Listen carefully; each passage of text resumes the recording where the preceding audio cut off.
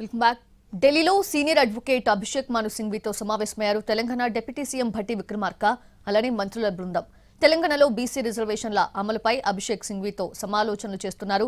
స్థానిక ఎన్నికల్లో బీసీలకు 42% రిజర్వేషన్స్ అమలు చేసేందుకున్న మార్గాలను అన్వేషిస్తున్నామని చెప్పారు డిప్యూటీ సీఎం భట్టి.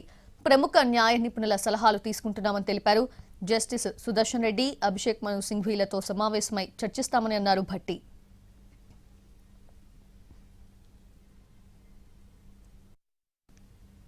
ఆలోచనతో తెలంగాణ ప్రభుత్వం ఇప్పటికే బిల్లులు పాస్ చేసి భారత రాష్ట్రపతి గారికి పంపించిన అంశం కూడా మీకు తెలిసిందే. ఈ లోపల హైకోర్టు 31 లోపల స్థానిక సంస్థల ఎన్నికలు జరపాలని ఇచ్చినటువంటి ఆదేశం కూడా మీకు తెలిసింది.